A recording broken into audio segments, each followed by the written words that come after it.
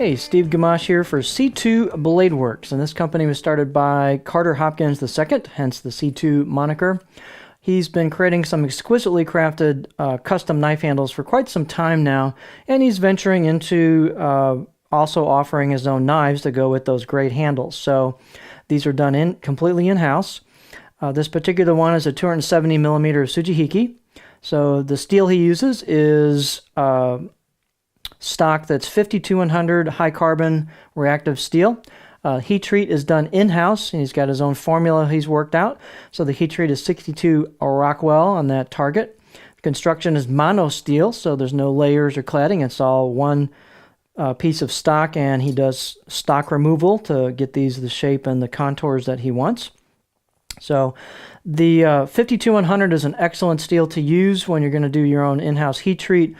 It's easy to work with, and it also is a very nice knife, steel for knives. It's got 1% of chromium in it, so that helps reduce the reactivity a bit over some of the pure carbon steels like Hitachi, Shidogami, let's say. So it's easy to sharpen, holds a nice edge, it'll take a really fine edge, and it also doesn't patina too crazy hard. You'll get a nice gradual patina on these. You know, they will rust if you leave them wet, but they take, you know, they're not going to be as crazy reactive as something, let's say, especially with a soft iron cladding. So that's where 52100 is really sweet. So you've also got monosteel, which gives you a nice feel on the boards. There's a lot of advantages to that. So this particular one, he's been sending these out to some professionals for use and abuse and sending back and, you know, for feedback and so on. So this one's been used quite a bit by some pro chefs, and so it's got a patina going on it. I left that on there. This is the way it came to me from Carter. So I'll let you see what it looks like, and you'll see it's not a ridiculous patina on there. So that's the nice thing about it. It's not going to be super crazy reactive. It's easy to manage. The statistics on these, the weight definitely will vary just a little bit from knife to knife because the handle material choices will change, but this particular one is 171 grams or 6 ounces, right on the money. Edge length is just about 270 millimeters, so 268 or about 10.5 inches. And then the overall length with this particular handle is about 430 millimeters or just about 17 inches. So I measured the spine in 4 places along this knife, and this particular, some of his knives actually at the spine is a little thinner, and it gets a little bit more thickness towards the middle of the knife as you contour it, and then of course thinner down towards the edge, so it kind of comes up and back down in a very subtle way.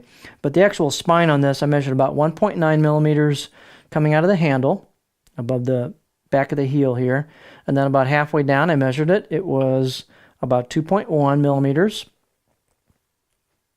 and then I measured it about 2 inches from the tip. It's about 1.7 millimeters, and then about 1 inch from the tip, it's about 1.2 millimeters, and then it even thins down some more off of that. So it gets quite thin at the very, very tip.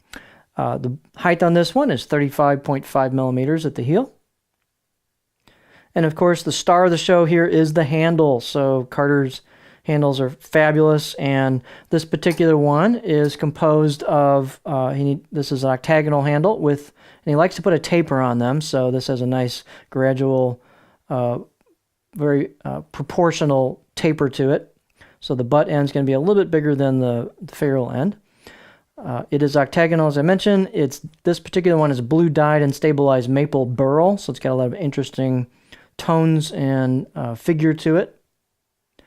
The end cap and the ferrule are black buffalo horn. This is a really nice piece of horn. Carter uses some excellent materials, and he gets to pick out everything he wants to put in there. So this has some really cool figuring in the black buffalo horn on the back and on the ferrule. And then the spacers are nickel silver. So really nice package on there. Circumference I measured on this one, just on the blue side of this spacer, is about 74 millimeters or 2.9 ounces. So the balance point with this particular handle, and again this will change a little with different handles, is right about there. He's got a pretty thin neck and a nice gentle curve to the choil into that neck, so good spot for a pinch grip. Gives you a little bit of clearance there on the cutting board. So let's look at the, I guess let's take an even closer look at the handles here. Get a really good look at it. The fit and finish on it is excellent. It's super tight on the install at the tang. He puts a nice hard finish on these as well, so they're really ready for some wear and tear. The fit and finish is really nice on this blades. Again, this is not a pristine, straight out of the box one. It's been used quite a bit in a pro environment, so he does really nicely rounded choils and also spine. So the spine is rounded and polished. The choil is really nicely rounded and polished. Super comfortable right out of the box. Out of the box edge, I really haven't, this has been used a bit. So Carter's a very competent sharpener, so you'll get something with a decent out of the box edge on it. If you're a good sharpener, you'll probably want to put your own edge on it. And if you're kind of person buying these, you probably do know how to sharpen and want to put your own edge on it. But I'm sure you'll get something quite serviceable right out of the box. So he puts, on this one, he's got a brushed finish. So that's a horizontal sanding strokes to finish the knife off. The advantage to that is as you clean the knife and dry it, you're typically going with the blade on that, for your cleaning strokes and washing. So any scratches you put in this will go with the finish to help hide those. It's got a little bit of wear on it, but he's got an etched logo on here. And the nice thing about a monosteel blade, among numerous things that are nice about those, is that the finish is hard because it's the same steel, so it won't really get scratches in it and wear like a soft stainless or soft iron cladding will. So it should keep this looking nice for a long time to come, and then it's pretty easy to refinish if you want to do that, or send it back and have him refinish it if you want to do that over time. So I think I talked about all the thicknesses. It's fairly stiff on the back half of the blade, and the front half has a little bit of give to it because of the thinness as we go down there. So kind of semi-stiff blade. Let's see, let's look at it on a cutting board.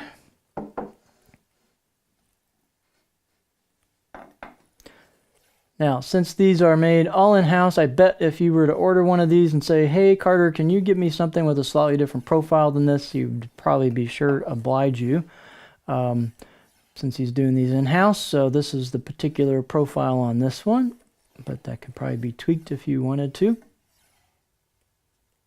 Sorry, I need some contrast here for my focus mechanism. So here's what the profile looks like. You can get right up in there with the tip. So last thing to talk about is the value proposition. You have to remember that Carter uses top flight materials, and he has exquisite and meticulous craftsmanship on the blade, but also he's known for these handles. So a big chunk of the cost of one of these blades, when he prices them out, whatever that happens to be for a particular knife, is going to be the cost of the woodwork, the handle, and the saya if it comes with a saya, or if you order with a saya with it. So the blades themselves, actually, he's creating based on the percentage of the cost towards the woodwork is very, very reasonable. So he's offering these blades that are very nicely crafted for extremely reasonable price based on the percentage of the handle cost and the saya cost on this. So a huge chunk of that is the woodworking and the amount of effort he puts into these handles and sayas. So these are really a high value proposition. So if you're looking for something with a fantastic handle or an awesome saya, along with nice blade smithing, high quality heat treat, nice fit and finish, and good grinds, this is a really cool package. So here is the C2 Bladeworks by Carter, the 270mm Sujihiki.